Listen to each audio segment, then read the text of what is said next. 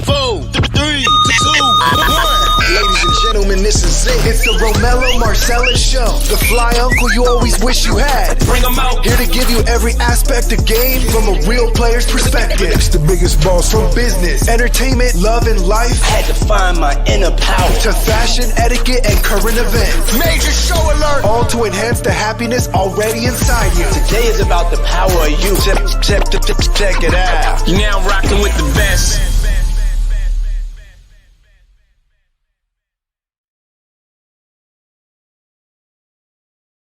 I am. Happy Friday, everybody. Happy Friday. Happy Friday. You are blessed to be here and see it. There's so many that have not made it this far.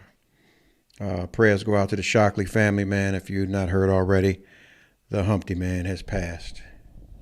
One of the lead members of Digital Underground has passed away. He was 57 years old.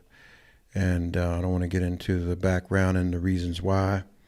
Just know that another brother has gone on home. Yeah, as we venture into this evening, I want to kind of touch back on yesterday. I mean, yesterday was a very interesting show. We as men and women, we have different views, and some align, well, most align. But there are those that don't. And that is, or has been the last few days, series of topics. Give people a few minutes, man, to get into the room or to come on. I know it's Friday night. People got other things to do. But for those that are here, welcome. I welcome you. I'm not going to stop doing this because, hell, I put my name to it. And that's one of those things I'm a stickler for. I can't stand someone that doesn't follow through. Yeah. So I'm here along with you. Oh, I am Tiny's joined the room. Welcome. Got a new face. Ramir's in the room. King Althea in the room. Baltimore, hey, how's everything? My wet people on the other side. I can see them, but I can't see them. But either way, welcome. Give them a few minutes to get in the room. If you have any thoughts about last night's topic, the art of war, man, you can put that in the comments right now as well. And also, if you like this show and you like what we're talking about and you like the discussions that we have, by all means, share this. Share our platform. Share it with your friends, your followers. If they're on live now, bring them in. Bring them into the conversation. Broaden this conversation. More heads are better than the few. Yeah. So, I once again welcome you. Welcome you. As I'm doing this right now, I'm actually sharing this to my other groups, as I've just asked you to do, so that we could actually have a fun evening. It is Friday. I know y'all had a long work week, or maybe not. And either way, you're blessed to be here. Hopefully you made a difference in somebody's life or somebody's day, or vice versa. Yeah. And everybody's getting ready for a beautiful, beautiful weekend of relaxation. If you can hear me, man, throw a thumb up. Let me know you can hear me. Let me know that you can hear me. Let me know you can hear me and you can see me. Because I can see you. You're there, but I want to be sure that you can hear me. Yeah. It seems like, man, when I jump on here now, it's like without further ado, I just want to rush right in and get into this thing. Okay, cool. Got thumbs. Hey, Real Aquarius 789, just joined the room. Welcome. Yeah, I'm just about finished showering and getting everybody in. And we'll go ahead and jump off into what we got to discuss, what we talking about. Tonight is going to be from a man's perspective. I know that I've actually included the conversations merely about the sisters. But tonight, I'm going to give you the perspective of a man, or different forms of a man that you may or may not have encountered. Yeah, Big E 202 joined the room. Welcome. I'm going to go ahead and jump into this because, we're all here. The gang's all here. And this is part 3 tonight, you guys. This is the last part of this series. This segment is called Healing. Okay? All right. So now it's up in in Instagram, and I'm actually going to post it to Facebook, so my people over here can see it as well. If you're just joining, this is the third and final series of Relationship Wars, part 3, the healing. I'm going to start from the male's perspective. We as black men, we bear more than anybody in this world as far as the hate goes. Okay, it comes from all directions. Our skin is hated, our natural talents, the will to survive, all of those things are hated or envied by every other race on the face of this earth. It is no secret. But because of the divine order that has been broken between the black man and a black woman, the roles have been reversed, and it's no secret. As I stated before, you, the black woman, has been carrying, or have been forced to carry, both crowns for some time now, based on the love of your sons, and you sought to be the protector through silence and his voice, or his spirit, which created the black male mangina syndrome. A lot of those things happen, and to this day we still deal with it because of the hate that is constantly upon us. And when hated and constantly kept under, it's hard to project the success that's expected or dreamed about by potential queens.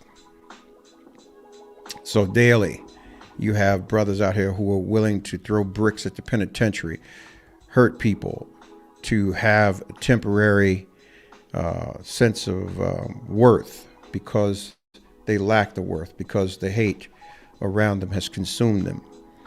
This begets a lot of aspects of those brothers' lives that are unnecessary. Okay.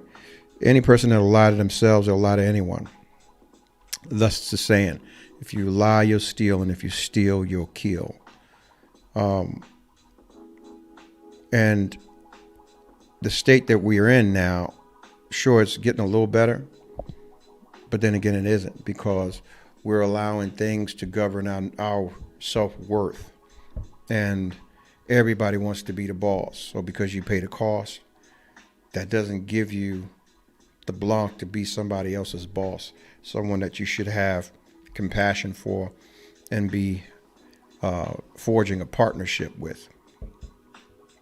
So because there's so much hate and hurt on both sides of the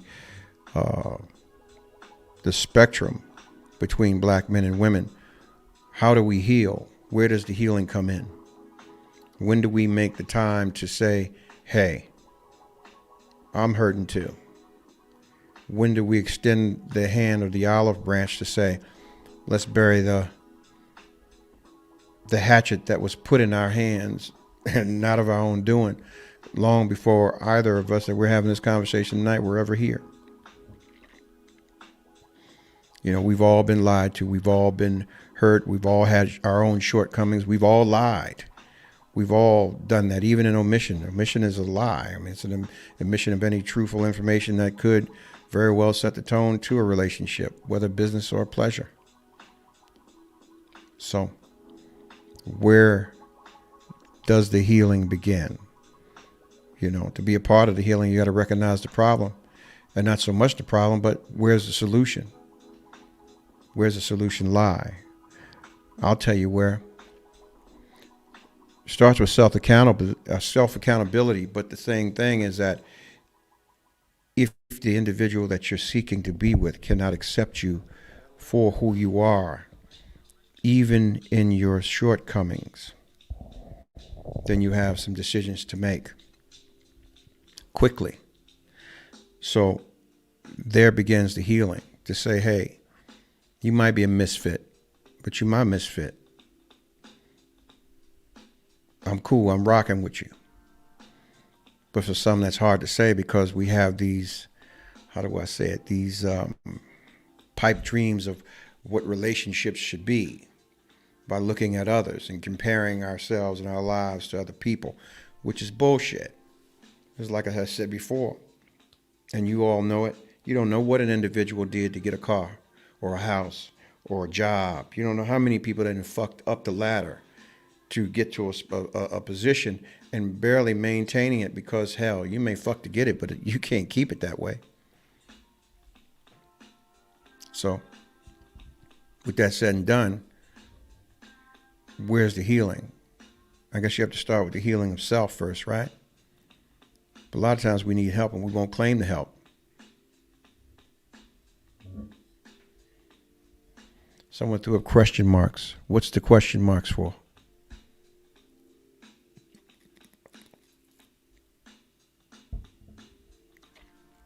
Someone said, so true. Some friends and I were just talking or just discussing this. You were discussing the healing factor, or the fact that most issues, well, let me give it to you like this. Do you know in most black divorces, they are done or implied by the woman involved? And usually when the tail end of relationships are over, it's usually the male or black man sitting there with egg on his face. I mean, so many people say, well, okay, we're deserving of a lot of things that have happened to us in our relations because of the choices we made, whether it's to be infallible or not up to snuff, and a lot of ways that you, sisters, deem to be your standard. So where are your standards? I mean, you have to think, when you start involving yourself with somebody, where does it begin?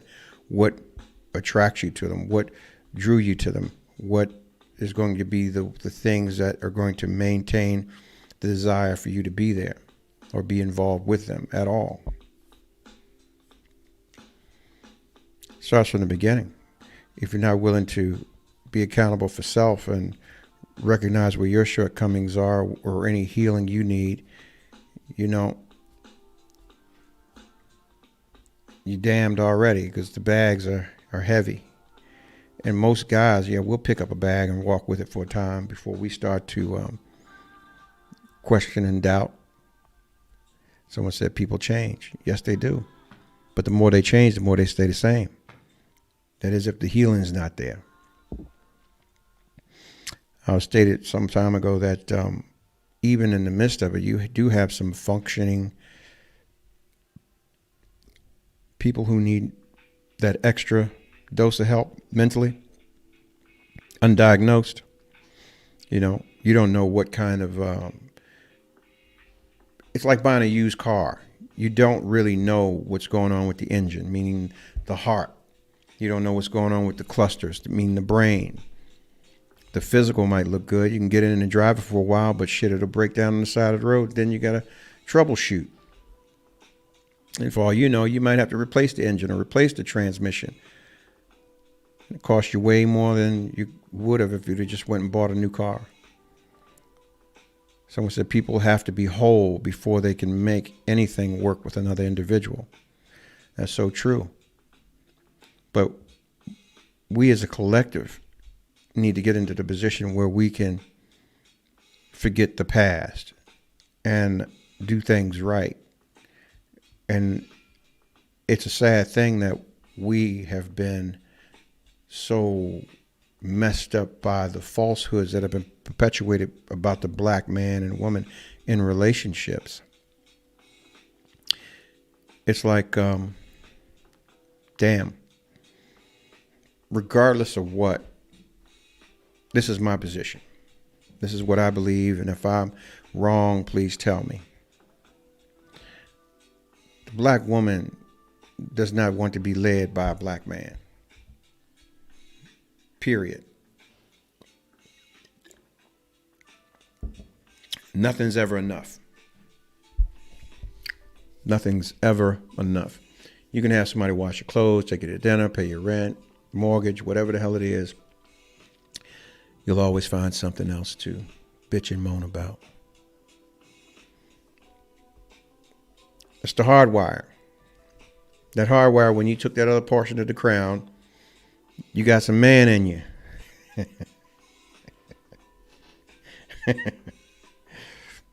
I'm sorry, y'all. You just hard. A lot of you hard, and you can't even. Hang on one second, you guys. Hang on.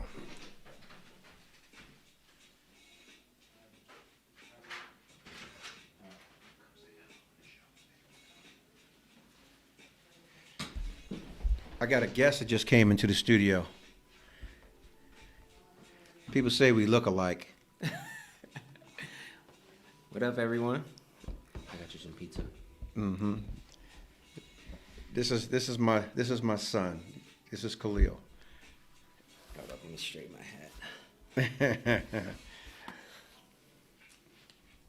All right, go on. Let me get back to work.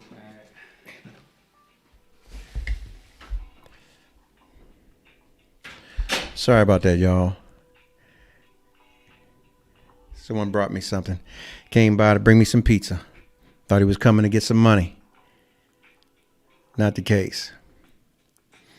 But anyway, good evening. Good evening. Welcome to the show. Let me know if you can hear me, and let me know that you don't have any interference. I have you on my Bluetooth. You clear? We can all hear you. So I wanted to make it quick and short because to listen throughout the duration of your show, I would always encourage the listeners to take note. But you mentioned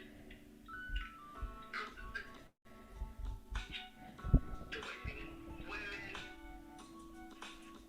black ones, but I take your commentary as far as women and the insinuation of wanting to be a man and those things to be perpetuating a truth that is just an opinion of yours. Some of the things in your discussions, I think it's about asking, one has to ask themselves, are you engaging in your interest and your desire to be involved with an individual? Is it because of the idea? Some people are interested and engaged and invest time for the idea. And generally those ideas are born from an expectation. So you have an idea about an individual, so there's an expectation that generates a desire. I think what's important is once that initial attraction ensues, you would do yourself and the other the honor of a relationship, even the possibility of such, to watch the actions, watch the word. But the template is set on the things that you yourself know that you are willing and not willing to sacrifice. So through your experiences, you know you want and would be pleased with someone 40 plus, have already raised their kids, can cook, and like to fuck 24/7. I think that was a post you had made. So when you get involved with the individual, you're interested in them, you have an idea, and then that generates the expectation. And when you find that, hey, she's 40, yeah, she raised her kids, sure don't like to cook, and damn sure don't want to fuck. Then you have to say, am I willing to love this person and be with this person? What am I willing to sacrifice? Am I willing to sacrifice? She may not fuck 24/7, but she cook. Or are you willing to sacrifice? She cooks and don't fuck at all. You have to wager that. And things out as an adult, and I'm speaking just to a post that you have made because I do follow you. But as an adult, things get to become bigger. You start to ask your question, he looks good. I like how he takes care of himself. Those are the basics that women go through. There's the physical attraction. There's the conversation piece that lets you know that there's a level of intellect with him, that he's able to communicate his thoughts, his feelings, etc. How he handles his business when it's at ease or in the midst of an adversity for himself, not you. You sit back, you watch those things. Because as you said, you deal with individuals that must want or find like-minded. Those that want just as much for you as they want for themselves. But what are those things? And what, when the two of you come together, or this duality that you speak of, what are you willing to sacrifice? And then you have to have an honest conversation with yourself and saying,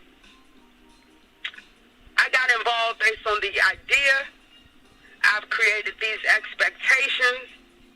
This is my reality.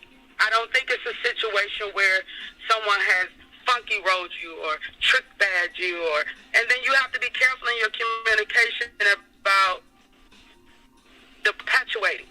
You know, it is as in the duality, we as black men and women have to be accountable about how easy we're able to throw that weight on one or the other, because it always takes two. As the young lady on your host last night, she asked, just platonically, why do men and women why do they not hang out? What that has been lost? Why does it have to always go to the extent of, are you dating, are you fucking, just general conversation, platonic communication? Anyway, I'm driving, I'm heading out. I wanted to drop that. That's my piece. So. Thank you. We appreciate you.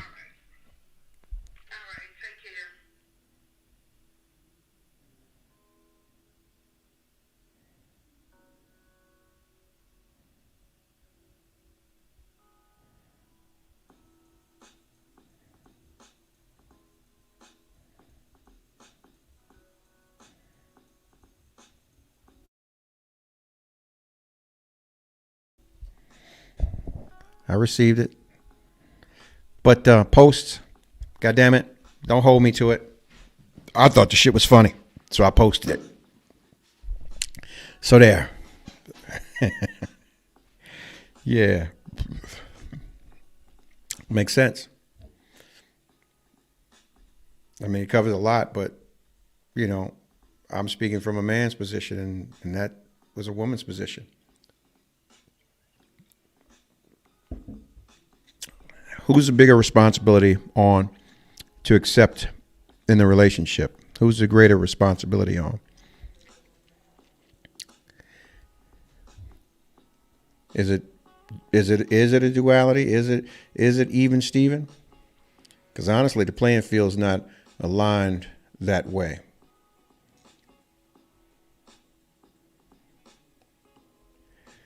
That's what I'm seeing. The playing field, the relationship playing field, is not aligned that way.